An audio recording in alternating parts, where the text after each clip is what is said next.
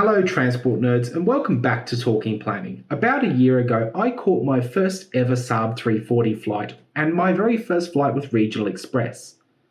Let's go and recap that journey.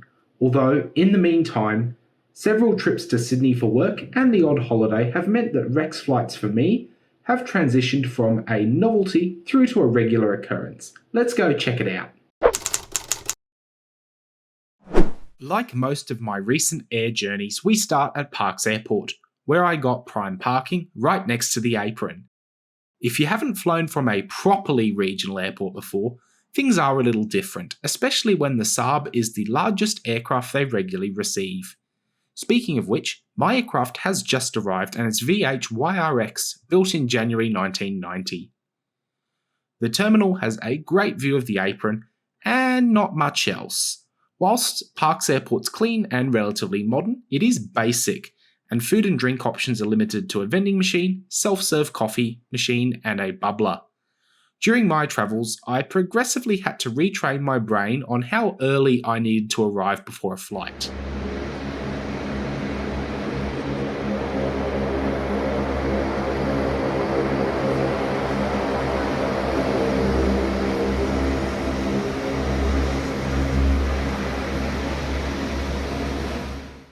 As the inbound passengers disembarked and the aircraft was cleaned, an NRMA rescue chopper made its way out to the airport, likely for a medical transfer or evacuation, or perhaps a refuel on its way further west.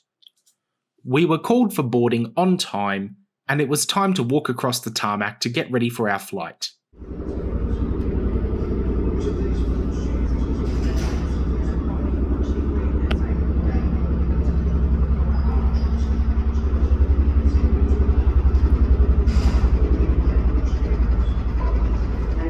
Engine started, it's time to taxi to the runway.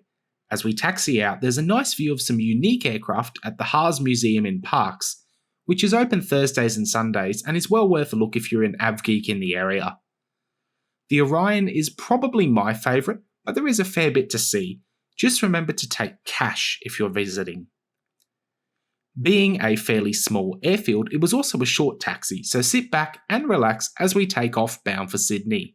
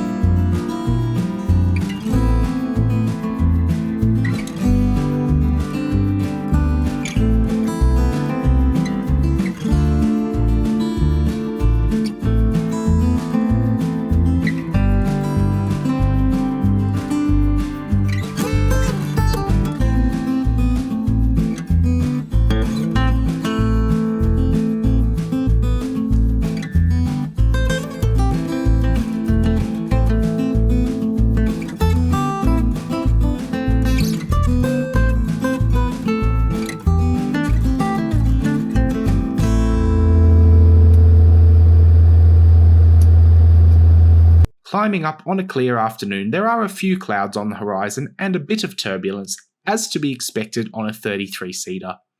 The view made up for it though, and once above a few thousand feet, things settled down.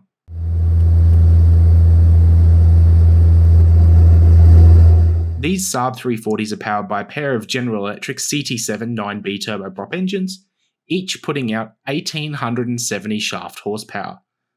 SAAB claim it's enough to allow a cruise speed of 524 km an hour and a maximum altitude of 25,000 feet.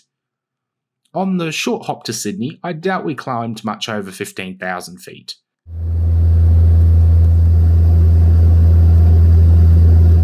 Still, the view from up here is pretty good, and between the clouds, many Central West residents or frequent travellers to the area will be able to pick up some of the key landmarks.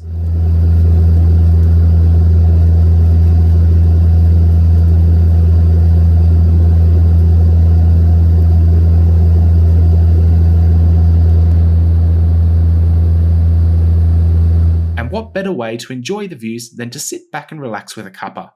REX provides complimentary tea and coffee, as well as a sweet or savoury snack.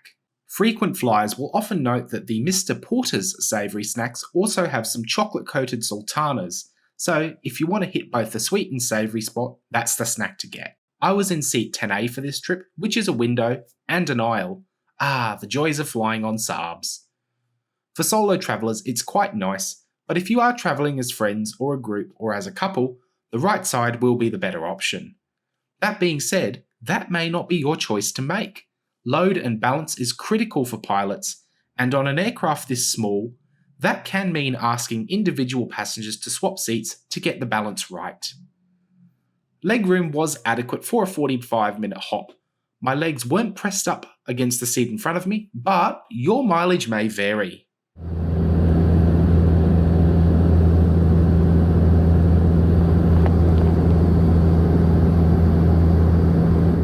Barely after finishing my coffee, it was time for us to descend. We approach Sydney from the south, and that means passing over the Blue Mountains National Park, and perhaps more excitingly to AvGeeks, and anyone living west of the range, the site of the new Western Sydney International Airport. You can really appreciate the scale of it from the air, and having moved to Orange, the prospects of being able to drive to an international airport in just over 3 hours are very exciting. Time will tell what carriers decide the airport is right for them, but as we continue to descend, we pass over larger rural residential lots and make our way over a myriad of housing estates. Sydney is a large city, but not a particularly dense one, so urban sprawl is still a huge part of the city's fabric. It's a scale that's quite amazing to visualise from the air, with rows and rows of houses with dark roofs, which can't be good for urban heat island effect. Fortunately, a number of green corridors have been maintained and it allows wildlife to move through the area, but I can't help but wonder how offering more townhouses, duplexes and smaller apartment options could help consolidate the footprint, allowing for more green space.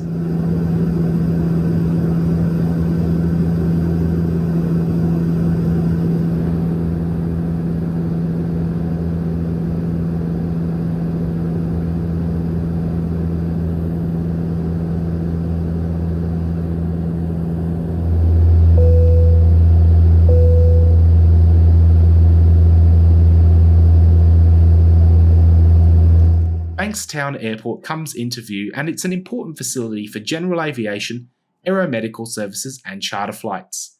It is pretty constrained though, and an aircraft like this SAAB would be one of the largest that could use this facility. I can't imagine that it would be a prime candidate for further expansion, as it's hemmed in on all 4 sides by industrial and commercial development and residential lands not far away.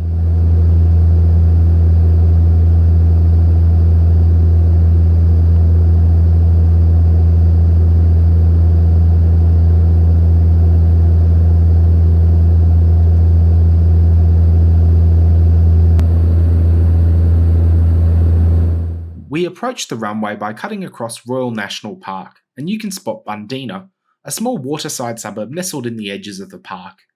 I've always wanted to go there and check it out, preferably by ferry one way and bus the other. As we continue to turn our way onto the approach path, Sydney's eastern suburbs become clearer and clearer.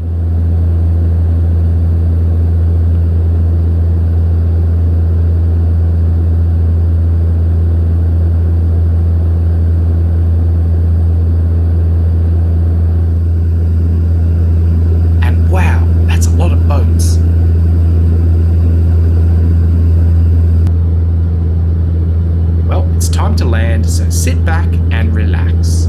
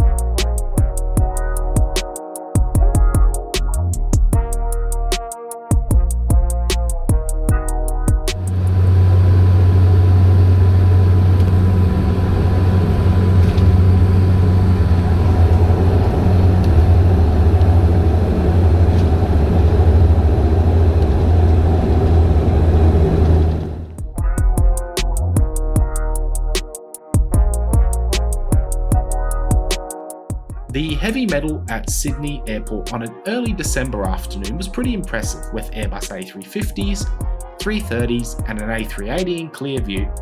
Well, as clear as my camera could get through a slightly grubby window on a hazy afternoon.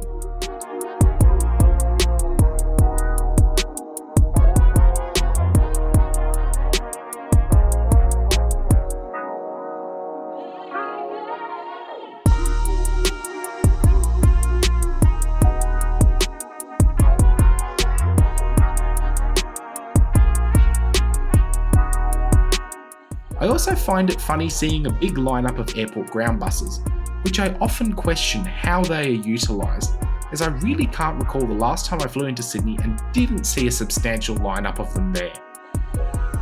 Taxiing across to the domestic terminal, the vibrancy drops into the red, white, orange and grey tones that make up Australia's mainline carriers.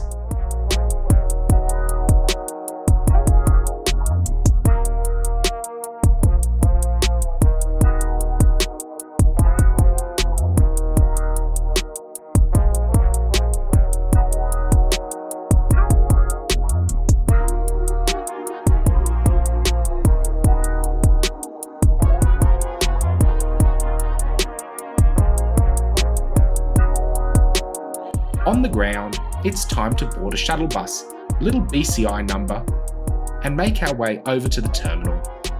I caught the REX shuttles more often than I caught public transport when I lived in parks, but that's a discussion topic for another time. From someone who was much more used to air bridges and gate lounges, I enjoyed the novelty of the shuttle the first time, but as a regular flyer, it does start to wear off. And as we pull into the drop-off point, it's time to say, thanks for joining me, and I will see you again soon.